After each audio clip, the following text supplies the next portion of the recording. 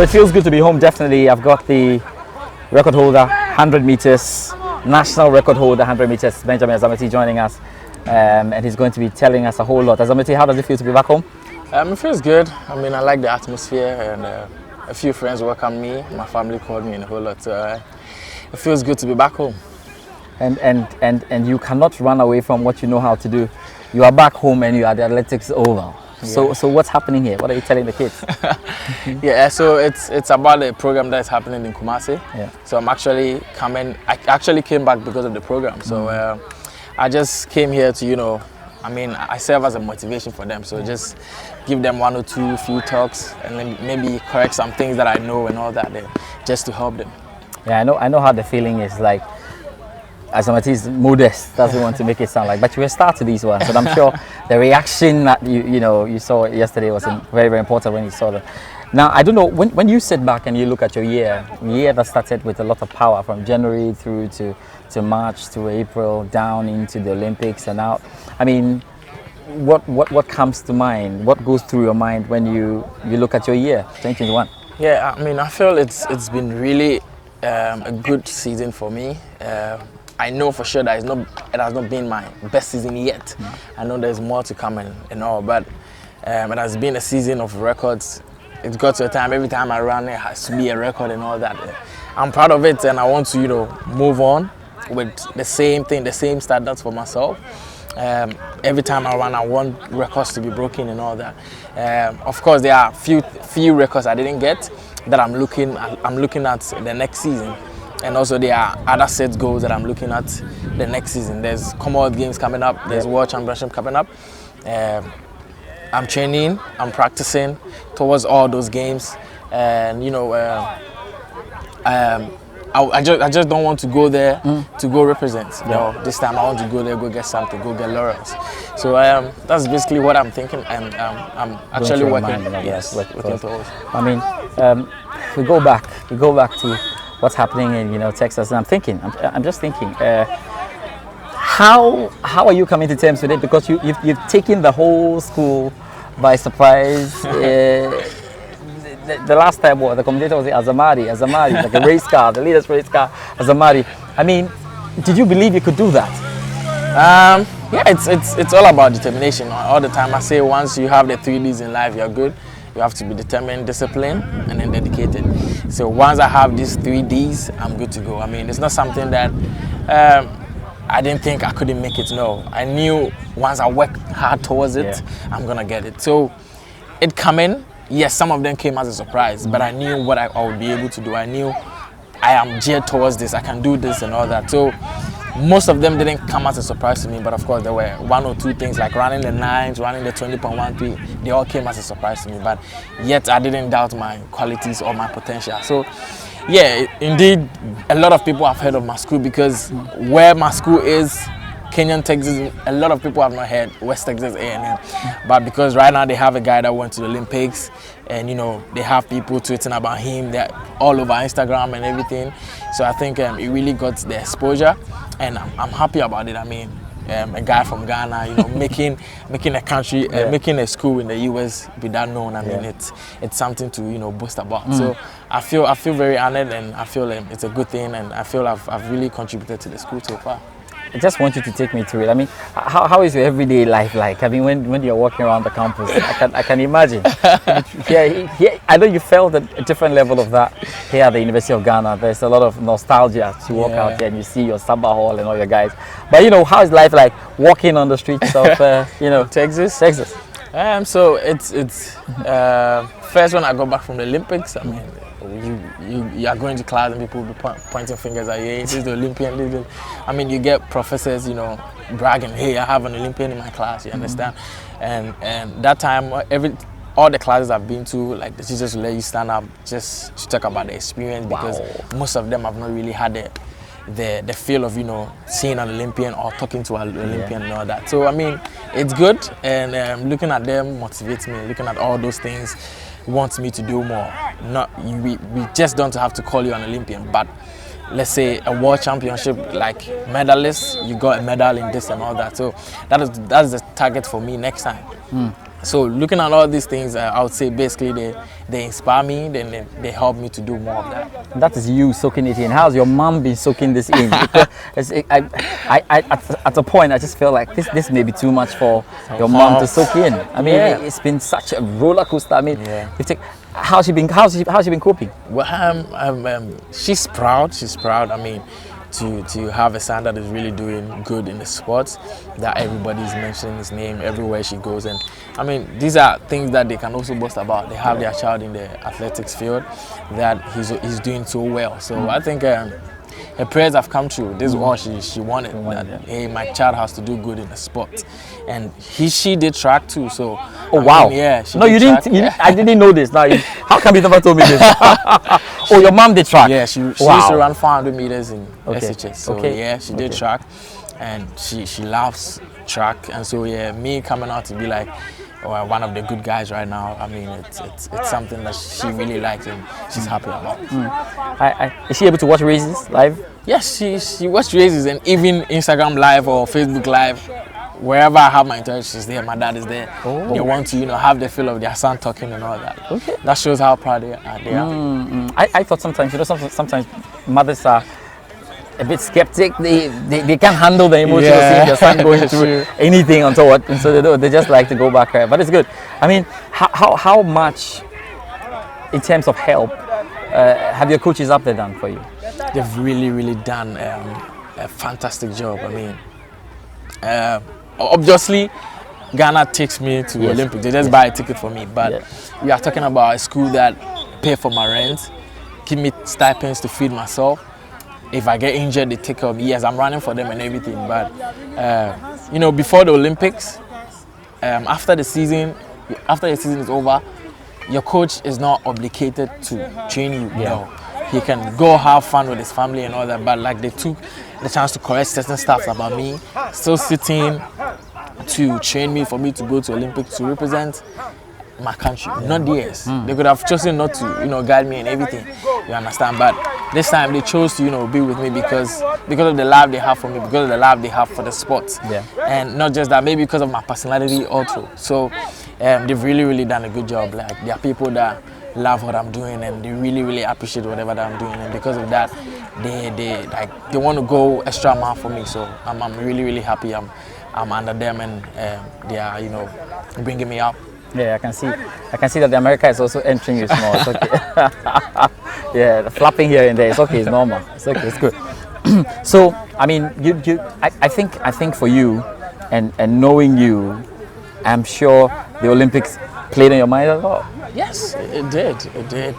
But to talk about the Olympics, I mean, it was the biggest stage I've ever gone to. Yeah. Aside the World Championship, the World Championship was one that I didn't get the chance to run an individual race. But this time I'm there running an individual race.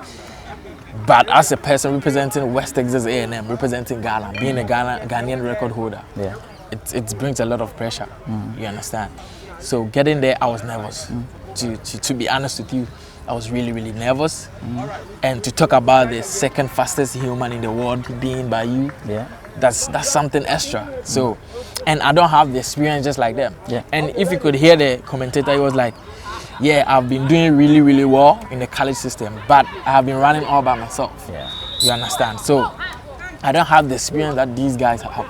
Do you get it? So at that moment, they beat me to it, like psychologically. Yes, this guy is nervous. So my times and their times, yes, I could have won that race. Yes, if I've run that good, I could have won. But the psychological part game was big. Yes, I was just even thinking about your the build up to yours. I think in heat 5, you were in heat 7. Yeah, heat 7. Yeah, so heat 5, African gets disqualified. Heat 6, African gets disqualified. I understand. At that point, you had to be very careful about your start. I was watching in there. I was like, damn, another African country got out. Another African country. So what am I supposed to do? And like should I have to take time in the blocks? Like all those things play on my mind. So yeah, it was a big factor. It was a great experience. Yeah, but it was a great experience. I got to talk to a few professional athletes, and it's nothing big.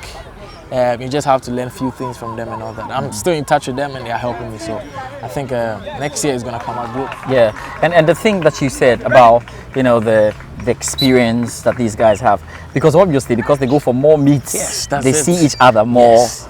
And you were missing that. Yeah, you're a new guy. Who are you? You are just running with college guys. We run amongst each other. We know what we can do. We know how to focus on our race. If you watch my race, you knew I was focusing on Blake. I was not focusing on myself. Yeah. Yes, that amounted to that. That amounted to me running such a time. That was the poorest race I've ever run that season. Yeah. I get a 10:13. I've not run beyond even 10:07. Yeah. So it shows you like what I was going through at that time.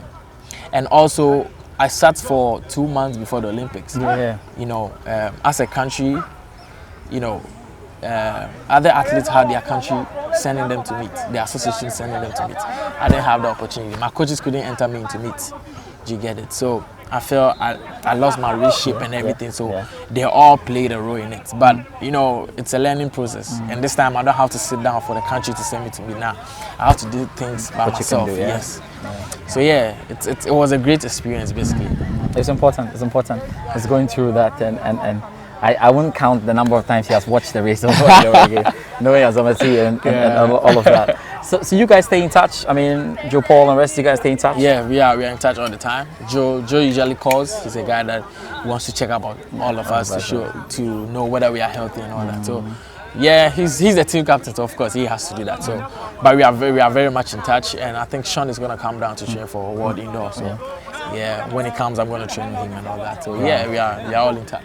It's a big 2022. I mean, for athletics lovers like us, I mean, for everybody, because there's so much to come. Yeah. I mean, really so much to come, and I'm sure you're looking at each event with a wicked eye. Yes, of course. Yeah. Having the experience from the Olympic Games, I think next year is really going to be big for me because we have the World Championship in the UK. We have you got the Commonwealth Games as well. Yeah, we have the Commonwealth Games in the UK and the World Championship in the US. Yes. So take them one by one. Yes, first I have the NCAA season. Yes. That is where I have to build myself and everything, and then go into the Commonwealth Games. I have high hopes going into the Commonwealth Games and the World Championship too. All I have to do is stay healthy and then keep on practicing. Well, good. So, if I put you by the president, what are you going to ask him to do for Ghana Athletics? Yeah, there are going to be a lot of things. And maybe I want to make it. If I make it, what is he going to do for Ghana Athletics? It will be like you're taking the job of the GA president. Yeah, so that's true. I want you to tell me what you asked the president to do for our student athletes. Yes. You see, because of the gaps and the drops and the fact that there's school to finish, what kind of help do you guys need? Okay, so with my experience in the US, you know, you are in school for the academic work, yes. So the fact that you're a student athlete and doing sports, the professors or the lecturers have to take into consideration that you would have time to go for practice. So that is what I would do. The sports directorate or the president of the sport has to sit with if it's the dean or I don't know how to term it, but your sports schedule has to be factored into your academic schedule too. Okay. That the fact that I have to go to class from 8 to 3 and from 3 I have practice.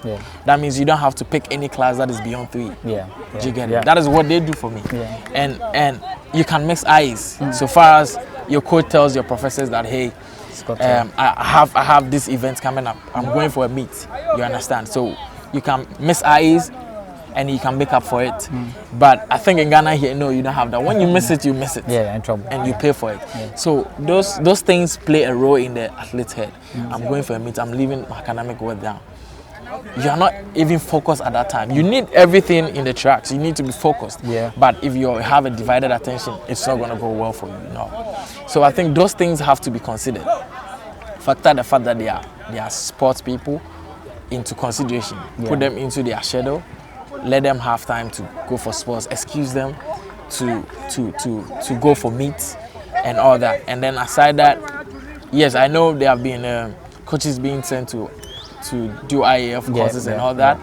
Yes, and then also another thing will be stipends for student athletes, be it national athletes or the student that want to, you know, this is what I want to do. This is the field I've taken. Let's say the school not in section. Yeah. I want to, you know, practice and all that. Like those things will help them, you know, travel from here A to B. You know, most of them really don't have the financial needs. You understand?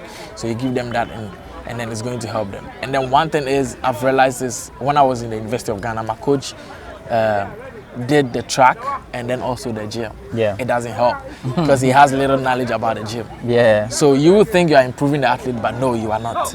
So there should be like a course for people who want to do strength and conditioning, because back in my school we have the coach for the strength and conditioning is someone who has done his masters. Yeah. He did specifically in weight. You understand? So if you have such a person here, it's not just about coming here and running. No, Yeah. you have to build your muscles. If you don't have that, people are going to beat you to that. It's important you know that, because when I spoke to Coach Steele, Yes. he said that when they met you, the one thing they needed to work on immediately Was that? That's it.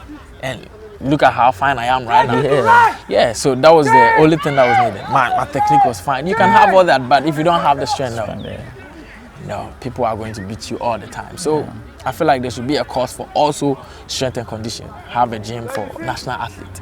That when they come, they have a coach that will train them and everything. That is what we lack. Yeah. So we can do all the runnings, but if we don't have that strength and conditioning, no. You got it. We're looking forward to that special year. I mean, but aside all the athletics and all of that, you've been whiling away time a bit. You're a Barcelona fan. It's brought a lot of grief to you, hasn't it? I don't want to talk about Barcelona. Yeah, but there have you decided to leave the club? Are you on loan? Do you want a club to take you on loan? Chelsea's available if you want to. I'm a PSG fan, so okay. So now you're PSG. Yeah, I'm just watching PSG for some time because of Messi. So yeah, but then I've not left Barcelona. But difficult times for Barcelona. Yes, it's really difficult times. We can't even win a game. Like it's very bad. And then Barcelona in the Europa. Yeah, we will come back. Now we just have kids in the game. Gradual. So yeah, it's gradual and step by step. And how have you been feeling and feeding into the Black Stars, you know, in action, all of that with the South Africa? Have you been watching the Black Stars? Yes, I do. I watch them. Yeah, I've been watching their games and everything. I think they are doing really, really well. They've qualified for the They are now the final phase. Yeah, they have to play the playoffs to get into the final. So I think they are doing really, really well. And having the coach back, I think everything is working. Yeah. And you follow the Presenter Boys Secondary School, the National Science and Schools, yes, I guess. Of course. Yeah. The boys did well, but you know. In fact, when I watched the Formula One, I'm like, oh wow, this one looks like the Presec Prempeh thing. Like Presec were almost winning, and Prempeh took it away. Just we like still that. have 6, so you're good. We are still the reigning champions. We have 6. So. Yeah, hey, there's always blue pride somewhere in the pockets. Exactly. No matter how you do it. So, Mati, thank you very much for your time. But what will be your final words to those who followed you heavily? I mean, tweeting, following your tweets, following everything Azamati, and you know, of course, following the whole quartet. Just all of you. What you got to tell them? Yeah. So I've got people asking me when are you competing and everything. The indoor season starts next year, and I'll be competing somewhere around the end of January. And of course, I feel next season is really going to be a good season for me. Looking at the experiences I've gathered so far this year, I think taking those experiences into the next season will be something that will be very, very good for me. So yes, this is not my best season yet. There's more to come from Azamati, and I want to say a very big thank you to all my fans, people that always call to check up on me, and pray for me, and all that. And also I have words for young and upcoming athletes, to not give up on their dreams, but to be disciplined, determined, and dedicated to whatever that they are doing. If you are not focused, you aren't going to get to the level where you want to be. So, but of course, you have to also take your academics seriously, because academics took me to where I am now. So you have to combine both and then do well. Never question greatness. Yeah, never question greatness. That's Azamati for you. Yeah, he still holds a record for 100 meters, and we all saw him do it in style, 9.97 seconds, and he had a fantastic season. Now you want to go on to my Joy Online and go and check out. You have to check out that little piece I did, Azamati, the latest race car. Ripping all the records out there in town, and with that you can have a whole catalog of exactly what he did in back in college. He did so well in school as well. Fantastic one. Thank you very much, Azamati, for your time once again. I wish you the very best. Thank you. Thank you very much for watching.